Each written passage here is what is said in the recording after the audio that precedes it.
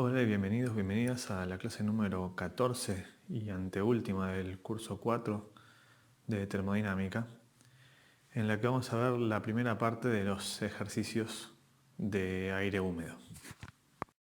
Los docentes que vamos a estar acompañándolos durante todo este cuatrimestre somos Cristian Costa, como el titular del curso, Javier Oibín, como ayudante primero y quien resolvió los ejercicios de esta guía, Sofía Studer-Epper como ayudante segunda y yo, Luis Costa, como jefe de trabajos prácticos. Como principales objetivos de esta clase, ¿sí? Vamos a tener, en principio, entender cómo manejar y cómo resolver y cómo encarar la resolución de los ejercicios que tengan que ver con esta mezcla. Sí, sabemos que el aire húmedo es una mezcla de gases, ¿sí? Que es el aire con el que estamos en contacto constantemente, diariamente. Eso es una mezcla de aire con humedad y ya de por sí el aire es una mezcla de gases. ¿Sí? Sabemos que el aire como mínimo tiene oxígeno y nitrógeno, además de porcentajes mucho más pequeños de otros gases. Pero en sí ese aire además está también compuesto por una componente de humedad, ¿sí? de un contenido de agua en estado vapor, y eso cambia la forma de encarar esta mezcla y la resolución de procesos con esta mezcla. Porque obviamente el hecho de que haya un contenido de agua le modifica las propiedades y además permite la posibilidad de que haya condensación de esa parte que tenemos como agua según las condiciones bueno, eso es lo que va a modificar el tratamiento. No es exactamente aire, no es exactamente agua, sino es una mezcla de los dos.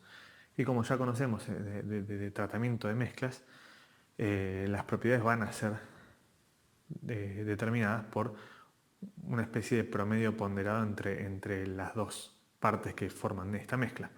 Y bueno, eso es un poco lo que vamos a buscar utilizar o entender en realidad en estos problemas. Además, obviamente, hay todo un paquete de fórmulas y de gráficos necesarios para encarar esta mezcla que va a ser motivo o va a ser lo que vamos a utilizar en estas próximas dos clases. Además, vamos a obviamente resolver evoluciones típicas de aire húmedo. ¿Sí? El aire húmedo se utiliza para un montón de propósitos, secaderos, acondicionamiento de ambientes, etc. Y bueno, vamos a ver esas evoluciones típicas, las vamos a ver y vamos a ver cómo resolverlas. Y por último, bueno, profundizar en lo que es la utilidad práctica. ¿Sí? Cuando veamos un poco de estos ejercicios, vamos a entender dónde se aplica esto en la práctica, en la realidad. En la clase de hoy vamos a resolver ejercicios de la guía 10 y en particular el 1, el 9 y el 16. Bueno, el primer ejercicio que vamos a resolver es el 10.1. Ahí tienen el enunciado. Y básicamente este ejercicio es una introducción muy buena a cómo manejar diferentes paquetes de datos en aire húmedo. ¿Sí? Tenemos entonces tres estados donde en cada uno tenemos diferentes datos datos iniciales, digamos, del aire húmedo. ¿Sí? Y a partir de eso, con resolución analítica y después, en el caso en el que se pueda, verificación gráfica, que también sería una resolución gráfica, vamos a poder practicar cómo llegar de un paquete de datos, ¿sí? Una serie de datos que tengamos disponible de un aire húmedo, a encontrar todos los otros datos necesarios para la resolución de ejercicios en aire húmedo. ¿Sí? Entonces, este es un ejercicio muy importante de resolver porque les va a dar esta práctica, esta gimnasia para manejar las fórmulas y los gráficos necesarios para resolver ejercicios de aire húmedo. Entonces, porque más allá de que las fórmulas de aire húmedo parezcan simples y realmente termina siendo como un paquete de fórmulas, y que son fórmulas y conceptos que ya venimos viendo y que no distan mucho de lo que venimos usando, sí, sí es cierto que se mete mucho la pata a la hora de encarar ejercicios de aire húmedo porque no resulta ser intuitivo al final del día. Entonces es necesario tener esta práctica. Además es necesario, y es uno de los objetivos de este ejercicio, entender cuándo es posible utilizar los gráficos que tenemos disponibles y cuándo no. Sí, habrán visto en la teórica seguramente que los gráficos que hay disponibles en todos lados, comercialmente, digamos, son gráficos que están hechos a una presión de una atmósfera, porque es en general a la presión a la que el aire húmedo está. Entonces las resoluciones de aire húmedo en general están, gráficamente están hechas para una atmósfera. Y entonces, todo proceso en el que el aire húmedo se lleve a otra presión es un proceso que no se va a poder resolver de manera gráfica y se va a tener que resolver de manera analítica.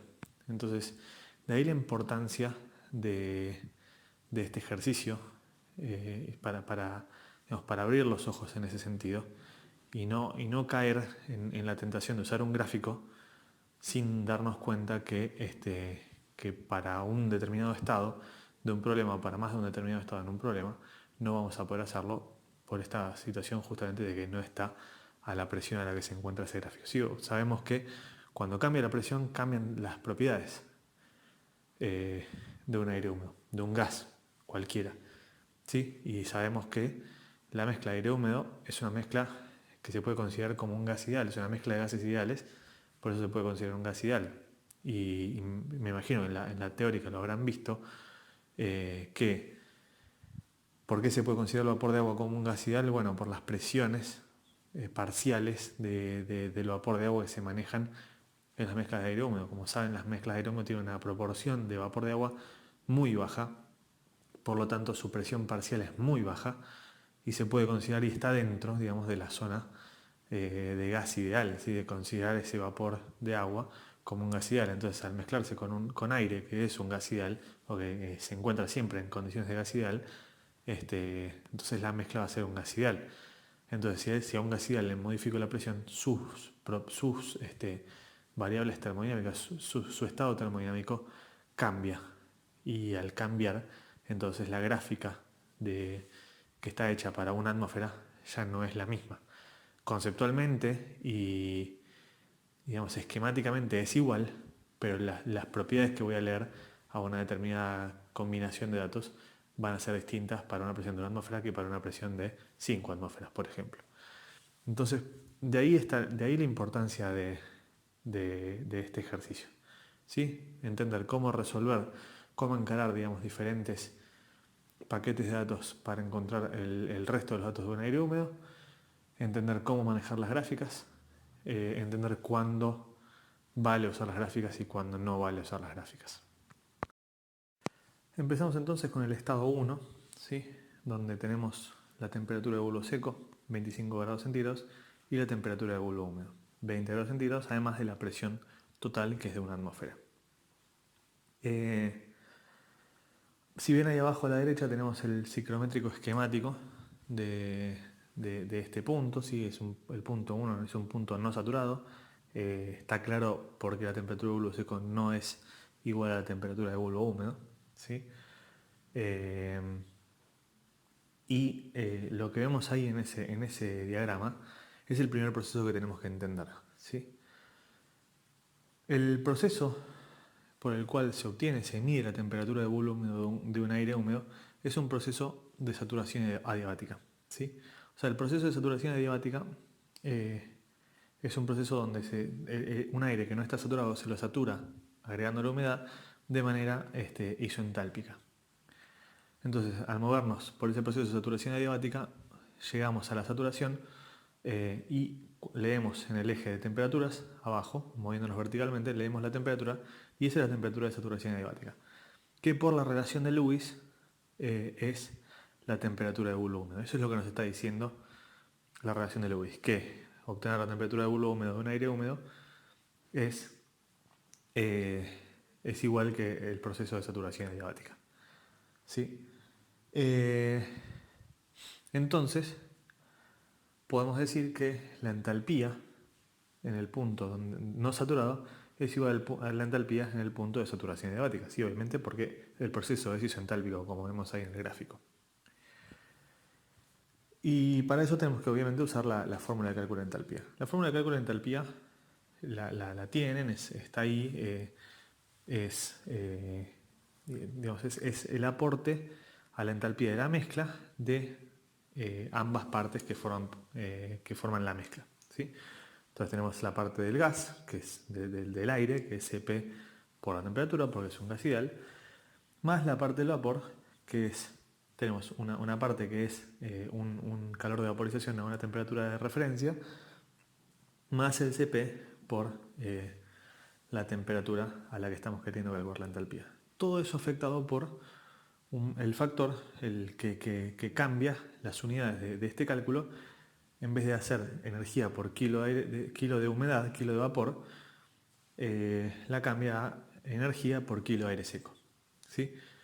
Porque si ven, todas las propiedades que calculemos en aire húmedo, en general van a estar dadas por kilo de aire seco. Esto se da porque básicamente en los procesos que vamos a estudiar, la cantidad de masa de aire seco no se ve modificada, pero sí se ve modificada la cantidad de masa de vapor. Y entonces eso mantiene las propiedades constantes y las mantiene independiente de la masa de vapor que haya en la mezcla. Pero además esta fórmula, entendiendo que la fase de vapor se comporta como gas ideal porque la presión de vapor, o sea, la presión parcial de la fase de vapor es muy baja, entonces en esas condiciones el agua en estado de vapor se puede considerar como un gas ideal. Y las isentalpias, como saben, en el TS ya son horizontales en la parte de gas ideal, no, o sea, solamente dependen de la temperatura, es básicamente lo que quiere decir eso. Toda la parte del cálculo de entalpía o del aporte de la entalpía de la fase de vapor se puede aproximar a la entalpía del vapor saturado a esa misma temperatura. Y eso nos va a simplificar muchísimos cálculos, ¿sí? Entonces, podemos hacer el cálculo de entalpía de un aire húmedo que no esté en estado de saturación, como si lo estuviera, porque la fase de vapor se puede aproximar, la entalpía de la fase de vapor se puede aproximar a la entalpía del vapor saturado a esa temperatura. Con eso, y obviamente sabiendo la relación de Lewis, igualamos la entalpía en el estado de bulbo húmedo con la entalpía del estado de bulbo seco. Y si despejamos, podemos obtener la humedad absoluta en el estado de bulbo seco, donde la única variable que nos va a quedar definir es la humedad absoluta en el estado de bulbo húmedo, ¿sí? Porque como ven ahí en el diagrama ciclométrico, la humedad absoluta en el estado de bulbo húmedo o de saturación adiabática es mayor a la humedad absoluta en el estado 1, ¿sí? Se lee en el eje vertical, en el eje de la izquierda.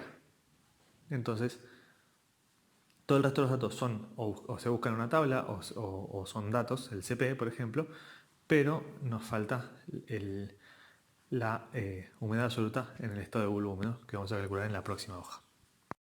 Bueno, entonces para calcular la humedad absoluta en el estado de bulbo seco, ¿sí? Como ven ahí es la de más abajo en el eje vertical, que es en estado 1, ¿sí? Tenemos que calcular la humedad absoluta en el estado de bulbo húmedo, además de determinar cuáles son la entalpía de vapor saturado a las temperaturas de 20 grados centígrados y de 25 grados centígrados, ¿sí? Para eso usamos el cálculo, para calcular la humedad absoluta en el estado de bulbo húmedo, utilizamos la fórmula de cálculo de humedad absoluta, ¿sí? Que es 0,622 por la presión de vapor sobre la presión total menos la presión de vapor. Como vemos ahí, el estado de bulbo húmedo es un estado saturado, es un estado de Phi 100%, es un estado donde el vapor que está en la mezcla de aire húmedo está en estado de saturación, es un vapor saturado. Sí, o sea que la presión del vapor en ese punto es una presión de vapor de saturación. ¿Sí? Entonces, y como lo estamos calculando a la temperatura de bulbo húmedo, entonces la humedad absoluta de saturación en el estado de bulbo húmedo es 0,622 por la presión de vapor de saturación a la temperatura del bulbo húmedo, o sea 20 grados centígrados, dividido presión total menos presión de vapor de saturación a la temperatura del bulbo húmedo. ¿Sí? Con eso obtenemos la humedad absoluta en el estado de bulbo húmedo. Y si eso lo ponemos en la fórmula que vimos en la hoja anterior, con los datos que ya buscamos, obtenemos la humedad absoluta de bulbo seco, ¿sí? El estado 1. Como vemos ahí claramente, la humedad absoluta en el estado de bulbo húmedo queda casi 15 gramos por kilo, es mayor que en el estado de bulbo seco, que da casi 13 gramos por kilo. Por lo tanto, entonces el estado 1 no es un estado de saturación. Sí, y a partir de esa humedad absoluta en el estado de bulbo seco, podemos obtener la presión de vapor, que es un dato que también nos pide el ejercicio, porque 0,622 por la presión de vapor a la temperatura del estado 1, a la temperatura de bulbo seco, que no es un estado de saturación, sobre presión total menos presión de vapor a la temperatura de bulbo seco. O sea, el aire, el vapor que está en el estado de bulbo seco es un vapor que está en estado sobrecalentado. O sea, necesitaríamos otro dato más que la temperatura para encontrar cuál es su posición dentro del TS. Pero y de esa manera obtener la presión de vapor. O en la tabla, ¿sí? No solamente en el TS. Pero con esta fórmula de la humedad absoluta podemos obtener la presión de vapor a la que está la fase vapor justamente en el aire húmedo en las condiciones de bulbo seco. Sí, es la que obtenemos ahí.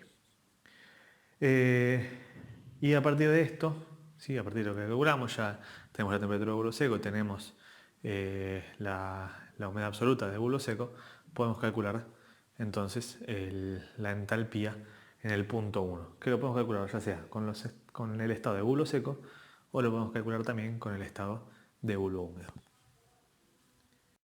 Lo siguiente que vamos a determinar es el volumen específico de la mezcla, ¿sí?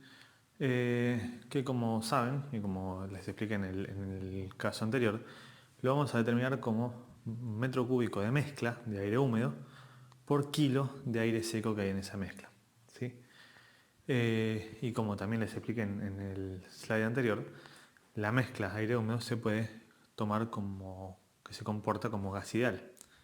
Entonces, obviamente le aplica el modelo gas ideal, pero como es una mezcla, digamos, ese modelo se ve levemente modificado, y se ve modificado básicamente en el R, que hay que usar el R de la mezcla, y ese R de la mezcla hay que calcularlo por kilo de aire seco, ¿sí? El R es el que me mete el valor de masa o sea, el que me vincula la presión, la temperatura con la masa y el volumen.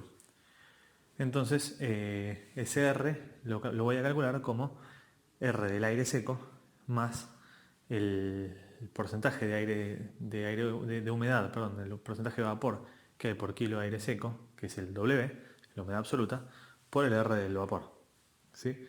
Y con eso ya tengo todos los datos para calcular el volumen específico. El siguiente paso va a ser calcular el grado de saturación, ¿sí?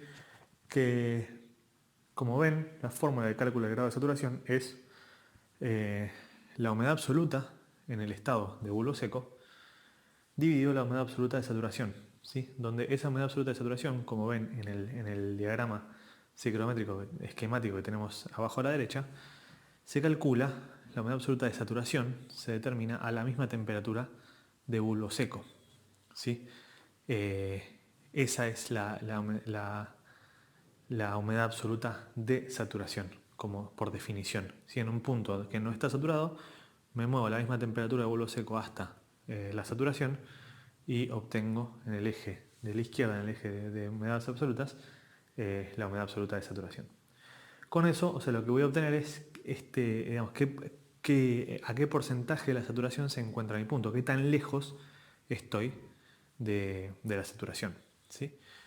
Y para obtener obviamente la humedad absoluta de saturación tengo que calcularlo como usando la fórmula de cálculo de humedad absoluta, 0,622 por presión de vapor sobre presión total menos presión de vapor, donde esa presión de vapor, como estoy calculando la humedad absoluta de saturación, es una presión de vapor de saturación a la temperatura del punto en el que estoy calculándolo, que es la temperatura de bulbo seco.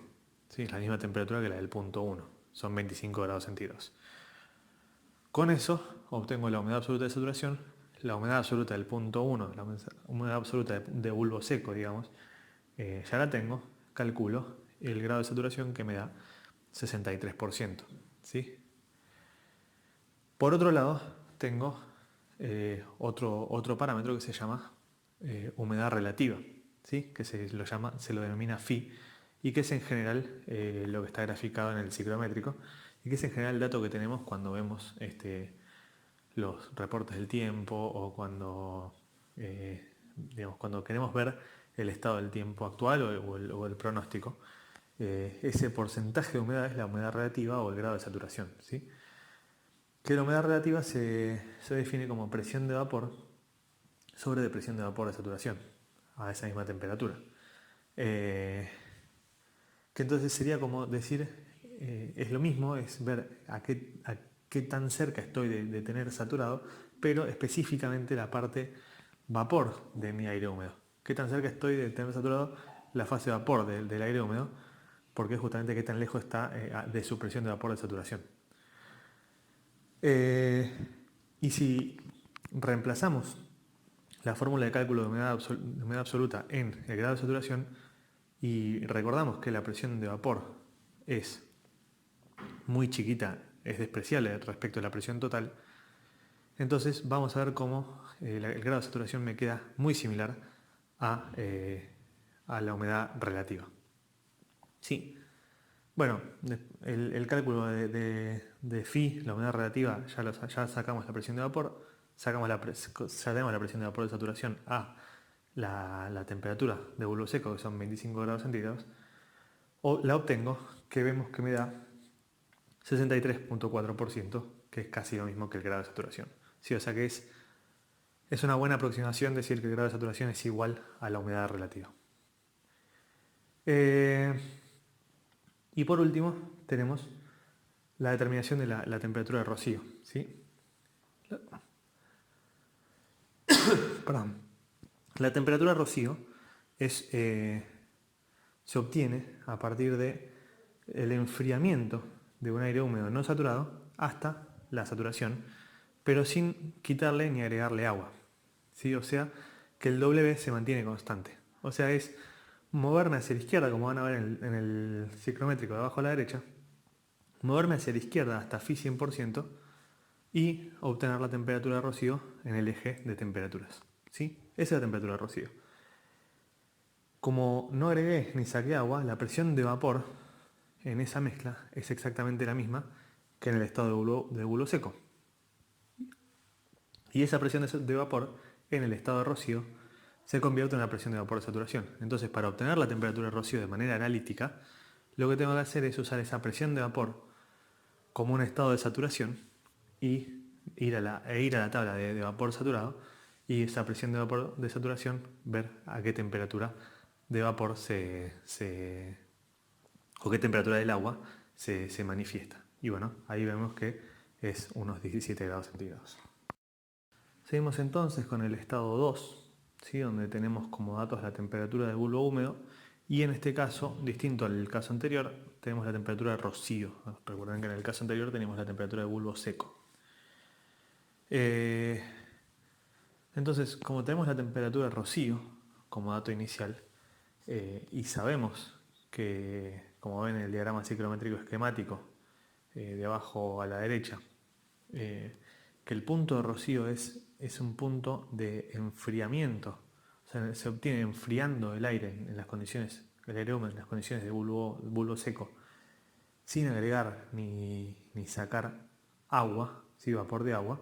Entonces el movimiento es horizontal hasta llegar a phi 100% y entonces la temperatura que eleva en el eje de temperaturas es la temperatura de rocío, ¿sí?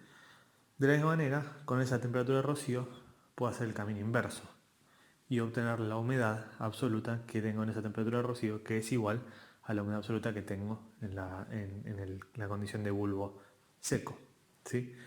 Entonces, obviamente calculo esa humedad absoluta con la fórmula de cálculo de humedad absoluta, 0,622 por la presión de vapor sobre presión total menos presión de vapor.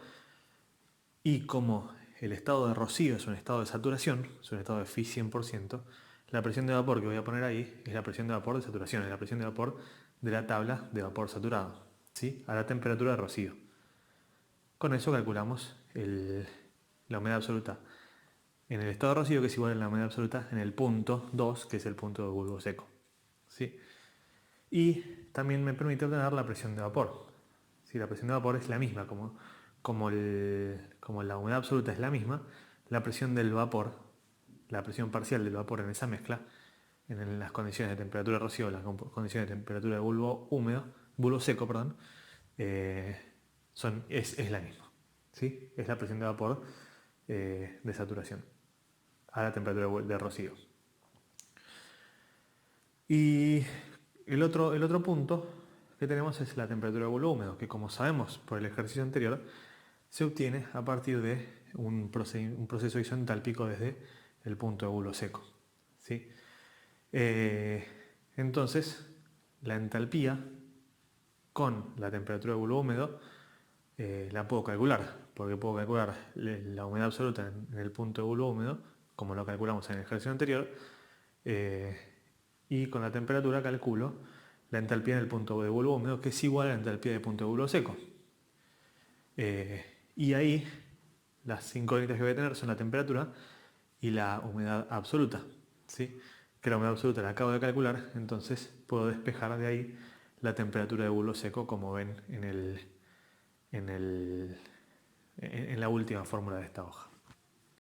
Seguimos entonces ubicando o calculando los diferentes valores para el punto 2, ¿sí? Y seguimos con la determinación de la presión de vapor de saturación, que obviamente una vez que tenemos la temperatura de bulbo seco es simplemente buscar cuál es la presión de vapor de saturación a esa temperatura y lo buscamos en la tabla.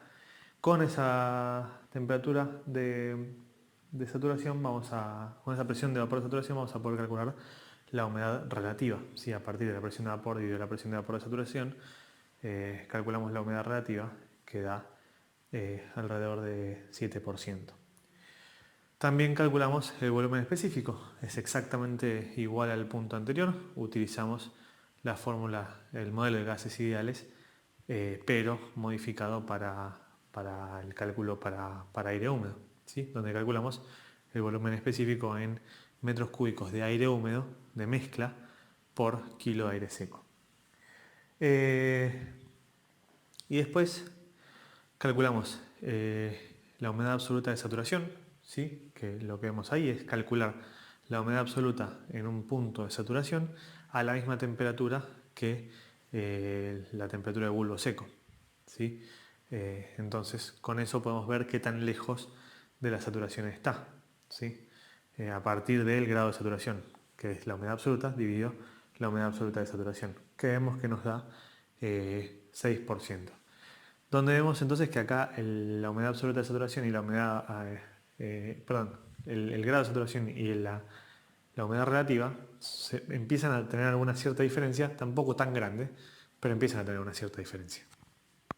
Seguimos entonces con la determinación de los puntos del estado 3, ¿sí? Donde tenemos como datos la presión total, que no es más una atmósfera, o sea que no vamos a poder usar el ciclométrico que tengamos disponible, ¿sí? Y entonces vamos a estar obligados a hacerlo de manera analítica. Y tenemos la temperatura de rocío y la temperatura de bulbo seco. Esos son los tres datos que tenemos para determinar los restantes datos de este aire húmedo.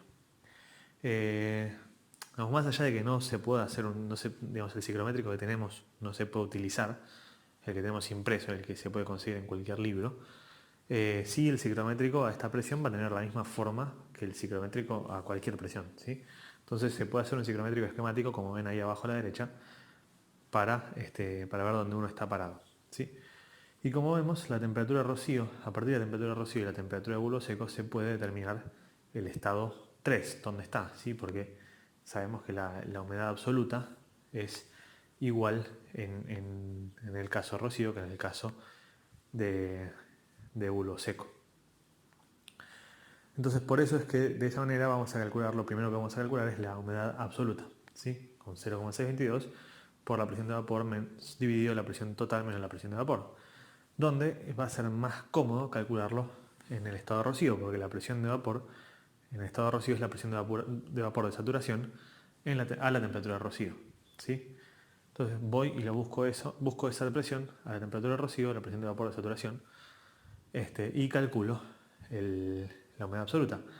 Después, obviamente, la presión, sabemos que por igualar las dos humedades absolutas, obtengo que la presión de vapor en el estado de bulbo seco es igual a la presión de vapor en el estado de rocío, ¿sí? Y además tiene lógica porque, digamos, para llegar al punto de rocío, no modifiqué las proporciones de vapor ni de aire seco en la mezcla, ni tampoco modifiqué la presión total. Entonces, la presión parcial del vapor en esa mezcla va a ser la misma en las condiciones de rocío que en las condiciones de bulbo seco, ¿sí? A partir entonces del cálculo de la humedad absoluta, vamos a poder calcular la entalpía del estado 3, ¿sí? Porque tenemos la temperatura de bulbo seco, tenemos la humedad absoluta, obtenemos la entalpía, ¿sí? Y cuando vamos a querer calcular la temperatura de bulbo húmedo, sabemos, como vemos también en el gráfico ciclométrico que tenemos abajo a la derecha, el proceso es isentálpico para calcular la temperatura de bulbo húmedo, ¿sí? Entonces, la entalpía en el estado de bulbo seco es igual a la entalpía en el estado de bulbo húmedo. Pero, cuando yo voy a calcular la entalpía de bulbo húmedo, me depende de la temperatura de bulbo húmedo y me depende de la humedad absoluta en el estado de bulbo húmedo, ¿sí? Que como ven en el ciclométrico es claramente diferente a la humedad absoluta en el estado de bulbo seco. Sí, entonces la voy a tener que calcular, pero para calcular esa humedad absoluta necesito la temperatura, porque esa humedad absoluta es 0,622 por la presión de vapor a la temperatura de bulbo húmedo, o sea, la presión de vapor de saturación, porque el bulbo húmedo es un estado saturado, a la temperatura de bulbo húmedo dividido presión total menos la presión de vapor de saturación a la temperatura de bulbo húmedo, o sea que también me depende de la temperatura de bulbo húmedo. En la próxima hoja vamos a ver cómo se resuelve esto. Bueno, acá podemos ver el proceso iterativo que se requiere para resolver la temperatura de bulbo húmedo. Como sabemos, tenemos la entalpía en el estado de bulbo seco, pues tenemos el bulbo seco completamente definido, tenemos la humedad absoluta, tenemos la temperatura de bulbo seco, y ahora tenemos que calcular la temperatura de bulbo húmedo, ¿sí? Esa entalpía es igual a la entalpía en el bulbo húmedo, ¿sí? Entonces una de esas cosas ya está, pero la entalpía de bulbo húmedo depende de la temperatura de bulbo húmedo y depende de la humedad absoluta a la temperatura de bulbo húmedo, que también depende de la temperatura de bulbo húmedo, ¿sí? O sea que digamos, todo está dependiente de la temperatura de bulbo húmedo. Entonces, digamos, y lo que me relaciona el cálculo de la humedad absoluta, que que necesito la presión de vapor de saturación a la temperatura de bulbo húmedo, y eso, o sea, lo que me relaciona la presión de vapor de saturación con la temperatura de bulbo húmedo es la tabla, ¿sí? Entonces, eso es lo que hace que se vuelva un proceso iterativo, porque no hay una ecuación que me las relacione, ¿sí? Por eso es que tengo que hacer este proceso que vemos ahí a la izquierda, donde propongo una temperatura de bulbo húmedo que, como van a ver ahí claramente, va a estar entre la temperatura de rocío y la temperatura de bulbo seco, ¿sí? puedo proponer digamos, si tengo entre 30 y 10, puedo proponer 20 para arrancar. Propongo 20, voy a la tabla, obtengo la presión de vapor de saturación a esa temperatura de bulbo húmedo, y con eso calculo la humedad absoluta a la temperatura de bulbo húmedo, ¿sí?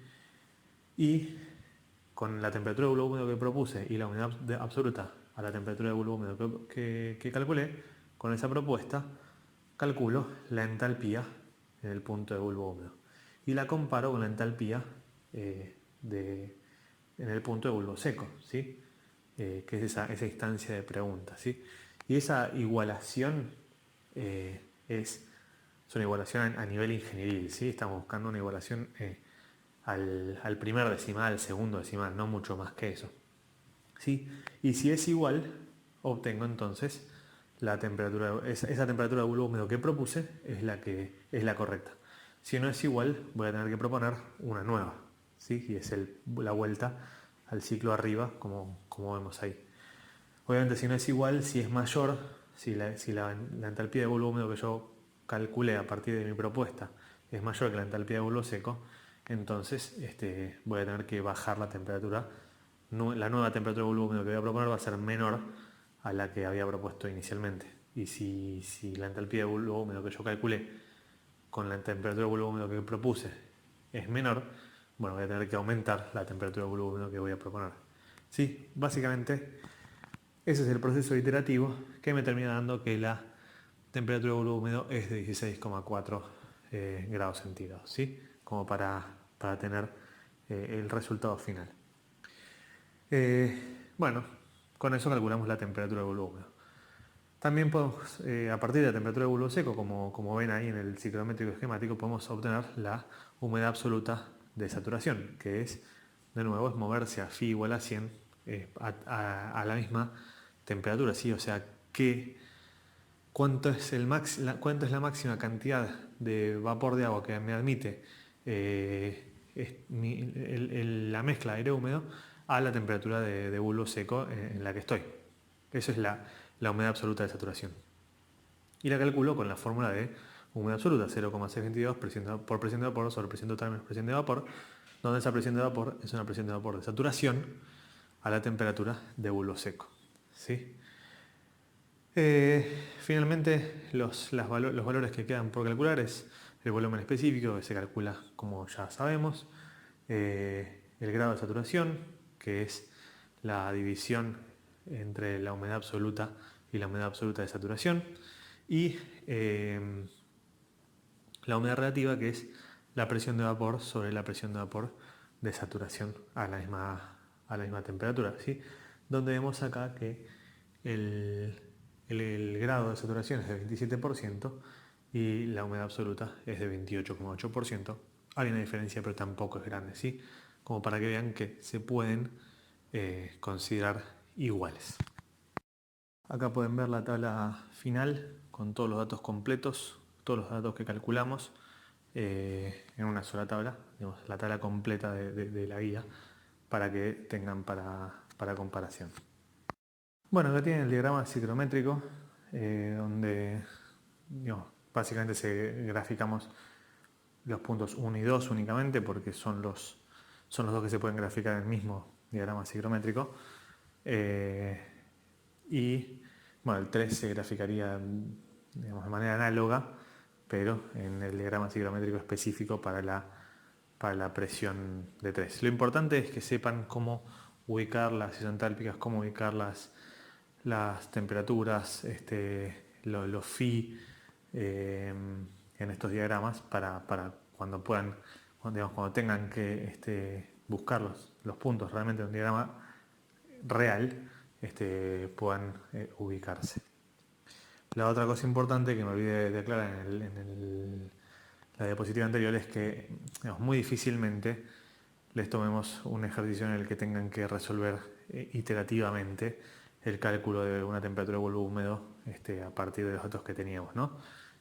Siempre quizás, digamos, el caso va a ser otro. Por último, acá tienen el diagrama de Molière, también esquemático, también donde busca mostrar cómo son las las curvas, cómo se ubica un punto a partir de los diferentes datos que tenemos y cómo son las isotérmicas, cómo son las isotermas en este tipo de diagramas. Recuerden que en este tipo de diagramas como que el eje X se pone en un cierto ángulo de manera tal que las isotermas quedan levemente horizontales, no son completamente horizontales y tampoco son paralelas entre sí. Tiene una fórmula de cálculo, la temperatura en este diagrama que va modificándose la pendiente, va creciendo a medida que crece la temperatura. Obviamente en los diagramas que vayan a encontrar van a encontrar el eje X puesto en horizontal, pero en realidad, o sea, lo que es un corte de este gráfico en un cierto punto. Y digamos, proyectadas las W al lugar que le correspondería. Sí, pero digamos, este es como el esquema de diagrama de Molière correcto y como es. En realidad, de esta manera, digamos, por esta razón es que las isotérmicas en el diagrama de Molière tienen una pendiente hacia abajo, porque son paralelas al eje, digamos, al eje X. Siempre son paralelas al eje X, las ISO, eje Y, ¿no? Entonces las isotérmicas en este caso es paralela al eje X y tienen esta pendiente hacia abajo. Ahí es donde vemos que los gráficos que vamos a ver de Molière tienen en realidad el eje X, el eje de las W, hacia abajo. Bueno, seguimos con el ejercicio 10.9, que ahí tenemos el enunciado, donde básicamente el equipo que tenemos ahí es un equipo de acondicionamiento de aire, ¿sí? Que es diferente a un equipo de aire acondicionado. ¿Por qué? Un equipo de aire acondicionado, como vimos en las clases pasadas, es básicamente un ciclo frigorífico, ¿sí? Que se utiliza para enfriar el aire o calentar a lo sumo si tiene la posibilidad de transformarse en bomba de calor. Pero no permite controlar la humedad. ¿Sí? Pero hay ciertas aplicaciones, ciertos lugares donde controlar la humedad es algo importante. Controlar el nivel de humedad dentro de esa cámara, de ese ambiente, es algo importante. Por ejemplo, laboratorios de mediciones analíticas, mediciones de mucha precisión. Como saben, algunas mediciones se ven, digamos, alteradas por la temperatura o el nivel de humedad. Entonces, digamos, debemos mantener esos valores en un rango muy acotado o casi constante para que no afecte, para que no sea una de las razones que afectan a las mediciones y que sean razones realmente que tengan que ver con lo que uno está midiendo. Sí, entonces en ese tipo de ambientes lo que se utiliza son equipos muy similares a ¿sí? Este es un equipo muy esquemático de lo que se utiliza, pero que nos va a permitir controlar temperatura y humedad del aire que queremos obtener para la habitación. En general, muchas veces hasta lo que hace es recircula el aire interior, o sea, no solamente mete aire externo, sino que recircula el aire interior para acondicionar ese aire y no estar constantemente metiendo aire nuevo, que es muy variable. En general el aire interior suele mantenerse constante, el aire exterior obviamente sabemos que durante el día el porcentaje de humedad y la temperatura del aire externo suele ser muy variable. Entonces no podemos depender de eso para hacer que sea lo que estamos inyectando al ambiente que queremos mantener a dada temperatura y humedad. Entonces se recircula, bueno, tiene una cierta complejidad, pero lo importante es que a grandes rasgos este es el equipo que vamos a utilizar y bueno, nos permite, digamos, nos pide este ejercicio resolver y es nuestro primer ejercicio de un sistema abierto que vamos a resolver en aire húmedo. Bueno, entonces empezamos a resolver con los datos que tenemos, ¿sí? Del estado 1 tenemos temperatura de bulbo seco y humedad relativa, ¿sí? Y como vemos ahí en el ciclométrico esquemático que tenemos abajo a la derecha, se puede ubicar completamente el estado 1, ¿sí? Porque con la temperatura, o sea, donde se cruzan, podemos leer, cuando se cruza la temperatura de bulbo seco con el phi, podemos obtener el punto, ahí leemos en el eje vertical la humedad absoluta, leemos la entalpía, leemos todos los valores que necesitamos del ciclométrico, ¿sí? De manera analítica, ¿cómo se resolvería? Bueno, con el phi, que es presión de vapor sobre presión de vapor de saturación, sabiendo que el aire en el estado 1 está a 0 grados centígrados, ubicamos la presión de vapor de saturación a 0 grados centígrados, la multiplicamos por 0,8, que es el dato del phi, obtenemos la presión de vapor. Con 0,622 por presión de vapor sobre presión total menos presión de vapor, dado que la presión total también es un dato y se mantiene constante en todo el proceso, calculamos la humedad absoluta en el estado 1. ¿Sí? Porque obtuvimos la presión de vapor en el estado 1. Y con esa humedad absoluta y la temperatura de bulbo seco, calculamos la entalpía en el estado 1. Con el estado 2 tenemos la temperatura de bulbo húmedo y tenemos la temperatura de bulbo seco. ¿Cómo se hace de manera gráfica? Lo ven ahí en el ciclométrico y es lo que hicimos ya en el ejercicio anterior, ¿sí? A partir de la temperatura de bulbo húmedo subo a Phi 100% y esa digamos, y en el eje vertical leo la humedad absoluta de bulbo húmedo del estado 2. Y además por ahí va a pasar una isoentálpica, que sabemos que es la misma isoentálpica que la de la temperatura de bulbo seco, es la misma entalpía que tiene el estado 2. ¿Sí? Y donde esa isoentálpica se cruza con la temperatura de bulbo seco, ese va a ser el punto 2 y ahí voy a poder leer el phi. ¿Sí? ¿Cómo se hace esto de manera analítica? Bueno, es exactamente igual que como resolvimos el ejercicio similar en el ejercicio 1. ¿Sí? O sea, el estado similar en el ejercicio 1. Eso así se dice. Donde, obviamente, con la temperatura de bulbo húmedo, vamos a poder calcular la humedad absoluta de bulbo húmedo y con eso calcular la entalpía de bulbo húmedo. A partir de eso, vamos a poder calcular, igualarla a la entalpía en el punto de bulbo seco y con la temperatura de bulbo seco vamos a poder terminar sacando la humedad absoluta de bulbo seco. Con la humedad absoluta de bulbo seco vamos a poder seguir calculando, por ejemplo, la humedad relativa si hiciera falta. Seguimos entonces con lo que dejamos en la hoja anterior y es terminar de determinar el estado 2. ¿Sí? Y es exactamente lo mismo que vimos en el ejercicio 1 donde teníamos estos datos de temperatura de bulbo seco y temperatura de bulbo húmedo. ¿Sí? Con la temperatura de bulbo húmedo obtengo la humedad absoluta en el estado de bulbo húmedo, sabiendo que es un estado de saturación, y a partir de la humedad absoluta en el estado de bulbo húmedo y la temperatura de bulbo húmedo obtengo la entalpía del bulbo húmedo. Y sabiendo que es igual a la entalpía en el punto de bulbo seco para el estado 2, con la temperatura del bulbo seco en el estado 2, obtengo entonces la humedad absoluta en el estado 2. Y si quisiera obtener la humedad relativa, no es necesario en este caso, pero la podría aproximar a el grado de saturación y hacerlo como el cociente entre la humedad absoluta del estado 2 dividido la humedad absoluta de saturación a la temperatura de bulbo seco del estado 2. El último punto que me queda por caracterizar es el punto B, ¿sí? Que en general no va a ser necesario calcular, pero como en este ejercicio nos pide cosas del estado intermedio, entonces sí vamos a tener que determinarlo. ¿Cómo vamos a determinar el estado B? Bueno, a partir de un balance, ya sea tanto de masa como un primer principio en lo que es el proceso de B a 2, ¿sí? El proceso de humidificación de este sistema. ¿Por qué no de 1 a B? Porque tengo el calor, que no es un dato.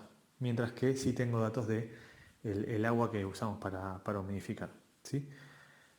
Lo que vamos a plantear entonces es un balance de masa y un primer principio. Balance de masa de agua, ¿sí? Porque obviamente si hago balance de masa de aire seco, voy a decir que toda la masa de aire seco que ingresó en B es igual a la masa que salió en 2. ¿Sí? Y no me dice mucho.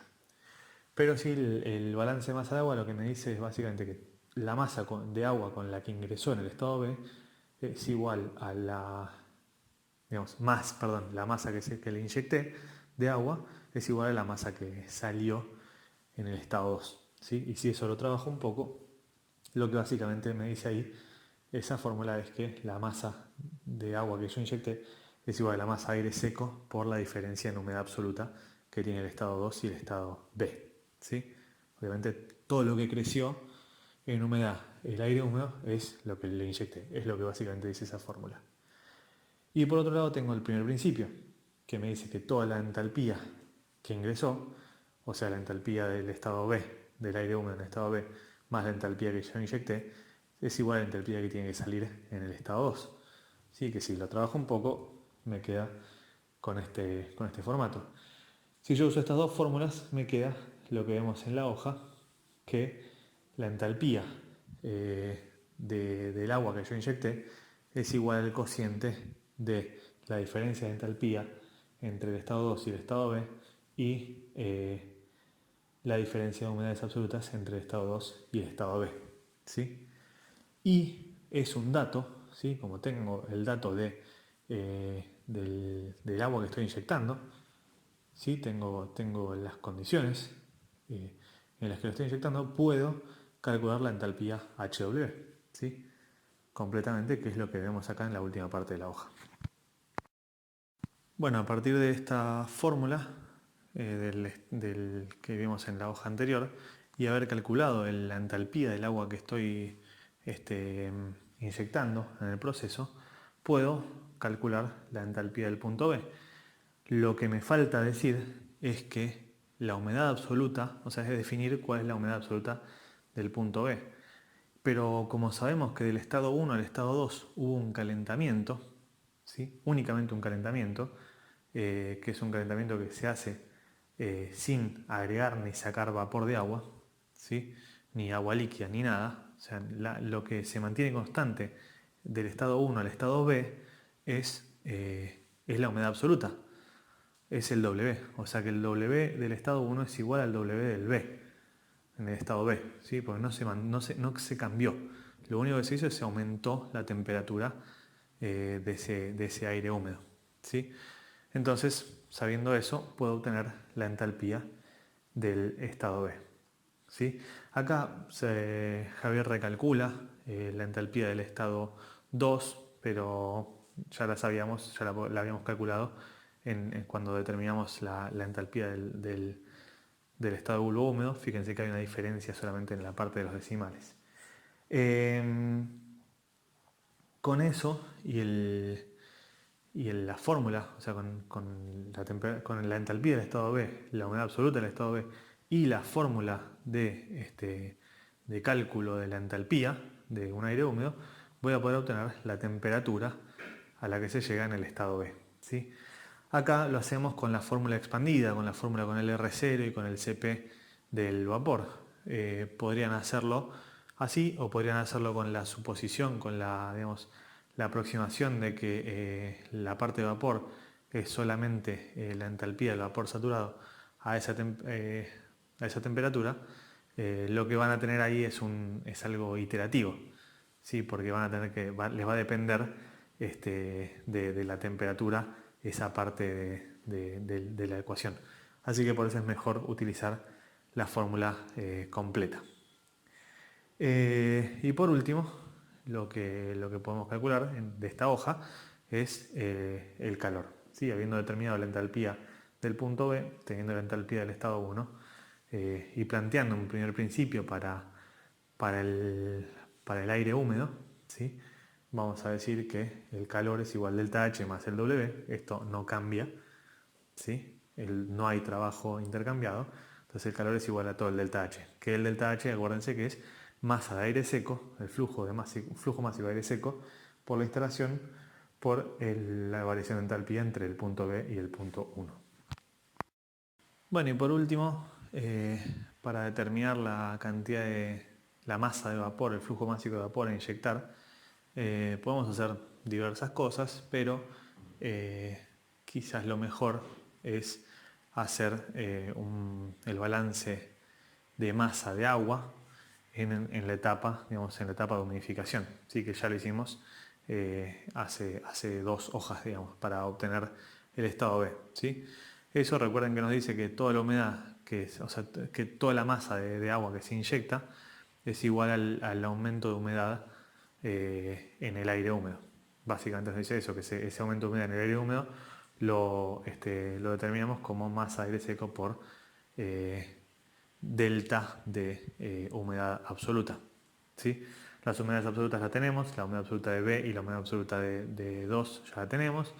El flujo másico de aire seco lo tenemos y de esa manera obtenemos cuánto vapor debemos inyectar al proceso para conseguir este acondicionamiento del aire que tenemos, que necesitamos.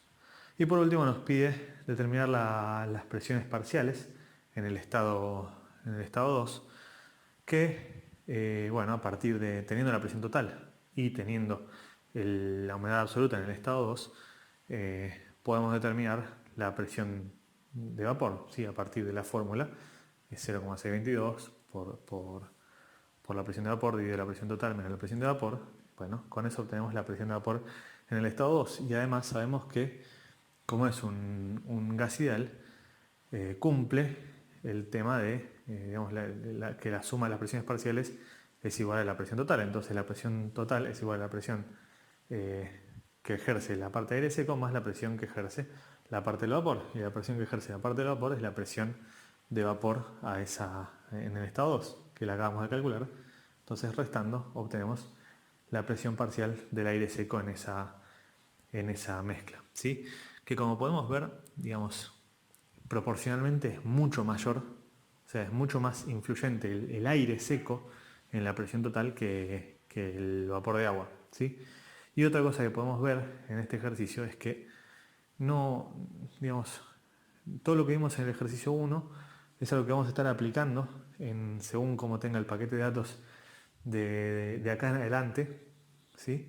Para obtener los diferentes puntos. En general lo que vamos a buscar es obtener humedad absoluta y entalpía en todos los ejercicios y a partir de eso hacer cálculos que tengan que ver con el proceso en sí. Eso para procesos abiertos o para sistemas abiertos.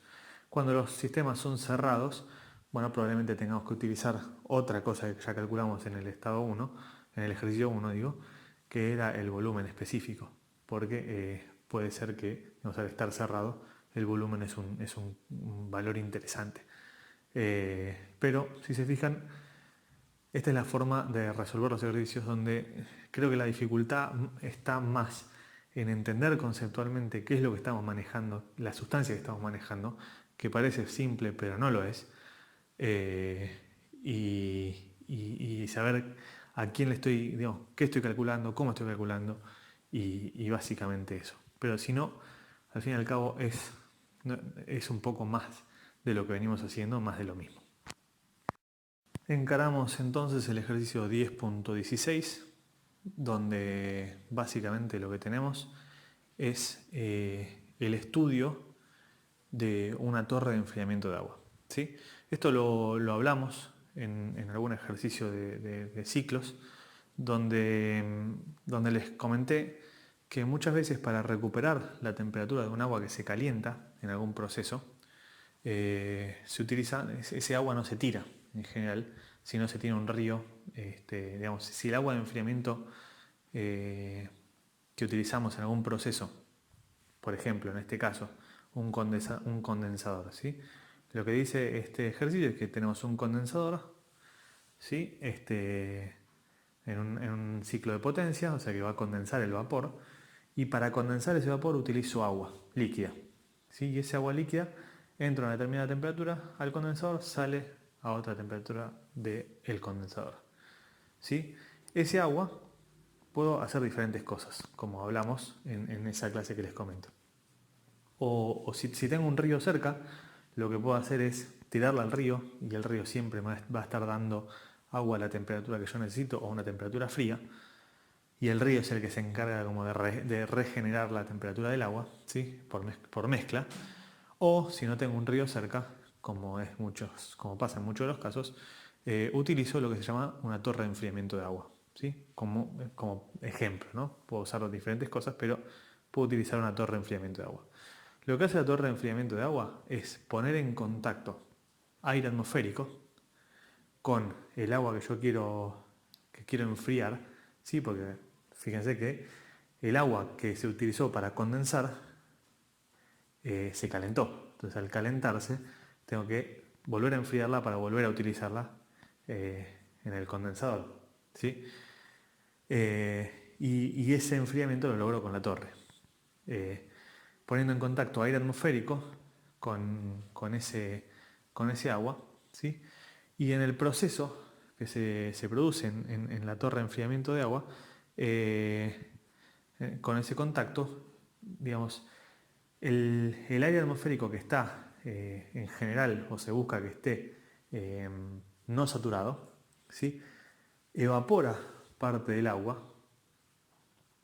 Sí, y esa evaporación se consigue, o sea, del agua líquida que estoy queriendo enfriar, y esa evaporación se consigue autosacándose energía. Si el agua líquida se saca energía para evaporarse digamos, y tratar de saturar ese aire húmedo, atmosférico con el que estoy poniéndole en contacto, el aire obviamente se humedece, aumenta su temperatura, el agua pierde algo de flujo másico, digamos, de caudal másico, pero como en general en estas torres se maneja un caudal másico de agua muy alto, no se nota tanto. De hecho, igualmente si ven ahí, se hace una inyección de agua nueva, fresca, se dice, al sistema para justamente compensar las pérdidas. Pero el agua termina saliendo más fría y termina siendo ese agua más fría la que se alimenta al condensador para que condense, sacándole temperatura al vapor, sacándole calor al vapor, entonces el agua se calienta y vuelve al ciclo de la torre, se enfría y así. Es como un segundo ciclo que existe en muchos casos en los ciclos de vapor, por ejemplo, justamente en el condensador. Es un segundo ciclito que es para recuperar la temperatura de agua, para recuperar la temperatura baja del agua necesaria para que se produzca la condensación necesaria en el ciclo. Bueno, ahí tienen el esquema de instalación, ¿sí? Por si no habían entendido la explicación probablemente de la hoja anterior, donde tiene a la derecha el condensador, sí, que el condensador, digamos, acá está solo, pero entiendan que es parte de un proceso y que puede ser parte de un proceso de un ciclo de potencia, de vapor, del que sale el agua caliente. Tenemos el dato, 40 grados centígrados. Ese agua a 40 grados centígrados se inyecta a la torre, ¿sí? En general se hacen en gotas, tipo en lluvia, finita, ¿sí? Para que el contacto con el aire sea máximo, y sale por abajo de la torre a 20 grados centígrados. Y además a esa agua que sale por abajo de la torre se le inyecta agua fresca, también a 20 grados centígrados. Por otro lado, tenemos en esa torre, hay aire que ingresa por la parte de abajo y sale por la parte de arriba, ¿sí? Entonces el flujo es contracorriente, ¿sí? El aire fluye de abajo hacia arriba, el agua fluye de arriba hacia abajo, y en ese contacto es que se produce el enfriamiento del agua, ¿sí? Por evaporación del agua, quitándose energía a sí misma. La resolución, lo que nos pide el ejercicio es básicamente el determinar las masas de agua y de aire que circulan por la instalación. El cálculo de la masa de agua que circula por la instalación es muy simple. ¿Sí? Tenemos el calor que se intercambia en el condensador, tenemos, o sea, el calor que recibe este agua para calentarse de 20 grados centígrados a 40 grados centígrados. ¿Sí? Entonces, con un primer principio en ese condensador solamente para la masa de agua líquida, vamos a poder obtener cuál es el flujo másico del agua líquida, ¿sí? Después, para obtener el flujo másico de aire, obviamente el balance o el análisis va a tener que trasladarse a la torre de enfriamiento, ¿sí? Y lo que podemos plantear en esa torre de enfriamiento es básicamente dos cosas. En primer lugar, un balance de masa de agua, ¿sí? Porque ocurre lo mismo que en el ejercicio anterior, pero sí, pero de manera distinta. Se humedece el aire húmedo por contacto con el agua, ¿sí? Solamente que no todo el agua que se inyecta se evapora. Entonces, ese es como el balance de masa. Y otro balance que podemos plantear, que vamos a poder plantear y que vamos a tener que plantear para resolver este ejercicio, es balance de energía o primer principio en toda la torre. ¿Sí? Porque en esta torre, dentro de esta torre, el aire le quita calor al agua, ¿sí? Hay una transferencia de calor. Eh, pero es interno, o sea, es entre el agua y el aire. Si yo tomo como sistema toda la torre, o sea, todo el lugar donde ocurre el enfriamiento, que incluye como sistemas al aire y al agua, entonces ese va a ser mi volumen de control. Entonces, de ese volumen de control no sale ni ingresa a ese volumen de control calor, porque esa torre se mantiene adiabática, ¿sí? Entonces, nos planteo un primer principio ahí como sistema abierto en régimen permanente, porque eso es lo que es, y que va a ser adiabático y va a ser también sin intercambio de trabajo. Bueno, lo que nos queda por hacer es determinar o calcular todos los parámetros del aire húmedo, ¿sí? La humedad absoluta en el estado de entrada y en el estado de salida del aire húmedo y las entalpías, que es básicamente lo que necesitamos para hacer el cálculo en este ejercicio. Y como tenemos el par de datos temperatura de bulbo seco y humedad relativa, entonces con eso vamos a poder hacer el cálculo como ya hemos visto en otros ejercicios, ¿sí? Acá, digamos, tenemos dos opciones. O podemos decir que, y hay que decirlo, que aproximamos a que la humedad absoluta, perdón, la humedad relativa es aproximadamente igual al grado de saturación. De esta manera entonces nos evitamos el paso de tener que calcular la presión de vapor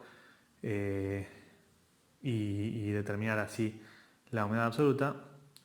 O hacemos como acá hizo Javier, sabemos que la humedad relativa es digamos, el cociente de presión de vapor y la presión de vapor de saturación a la temperatura de bulbo seco, con la presión de vapor de saturación a la temperatura de bulbo seco, que la tenemos, lo multiplico a la humedad relativa, obtengo entonces la presión de vapor y con la fórmula de humedad absoluta, que es 0,622 presión de vapor sobre presión total menos presión de vapor, calculo la humedad absoluta tanto en el punto 2 como en el punto 3.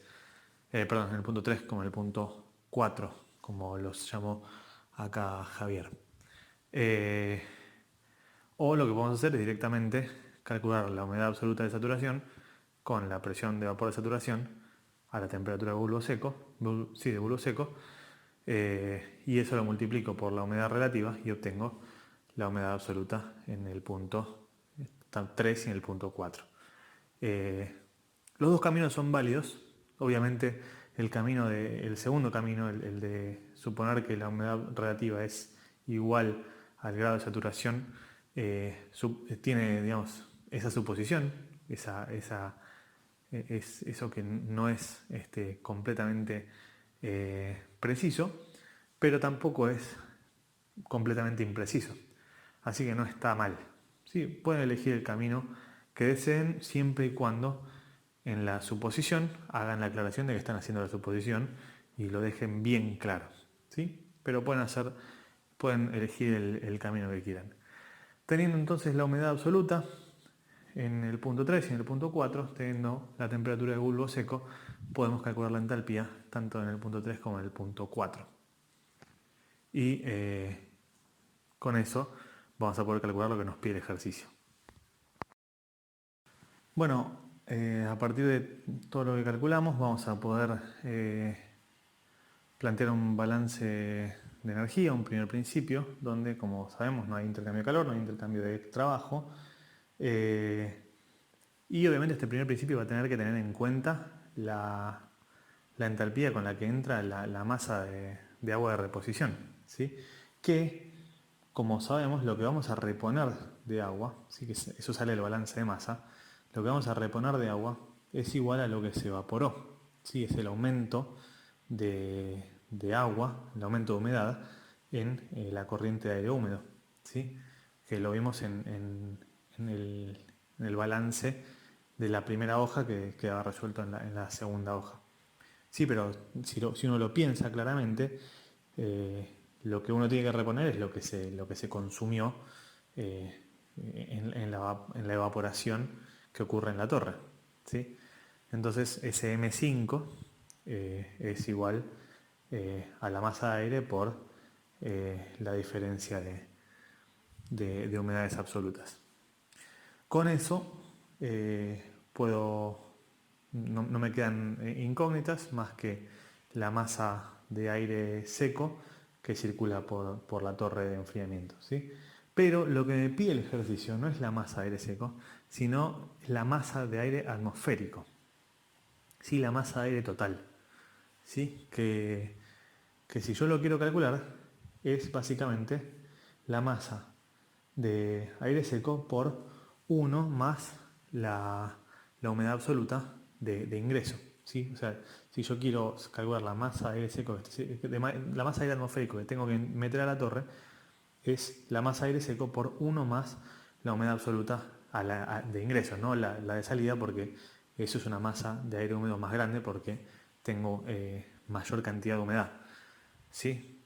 Pero si se fijan, si hacen ese cálculo, lo que me va a dar es la masa de aire húmedo total, ¿sí? Porque la humedad absoluta es eh, masa de vapor sobre masa de aire seco, 1 más eso es masa de aire seco más masa de vapor sobre masa de aire seco, y si lo multiplico por la masa de aire seco me queda masa de vapor más masa de aire seco. O sea, la masa total que fluye que se inyecta o que se ingresa a la torre de enfriamiento de aire atmosférico.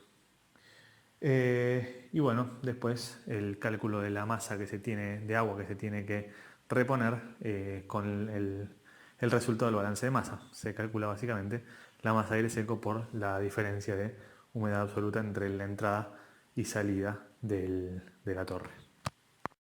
Bueno, esto ha sido todo por hoy. Si tienen alguna consulta con respecto a cualquiera de los ejercicios que resolvimos en esta clase, vamos a estar abriendo temas de discusión en el campus para que todos tengan acceso a las preguntas de todos y se parezca lo más posible a una situación de clase en la que uno levanta la mano y hace la pregunta, todos la escuchan, todos escuchan también la respuesta y así generamos esa dinámica de aprendizaje conjunto, ¿sí? Entonces vamos a estar generando temas de discusión para que cada uno pregunte por cada uno de los ejercicios que resolvimos en esta clase y tema de discusión extra para los otros ejercicios de la guía que pueden surgir como consultas. Háganlas, aprovechen el tiempo y aprovechen para hacer las consultas ahora, que como siempre decimos, no hay preguntas tontas. Sí pasa que hay respuestas tontas y en general pasan en los exámenes y es lo que queremos evitar, ¿no?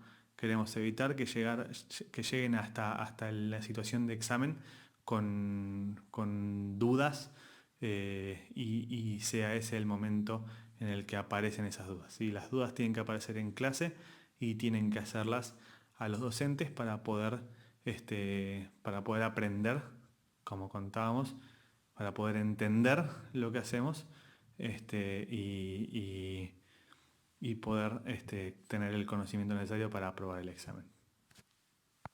Muchas gracias por su atención, espero sus consultas y buena semana.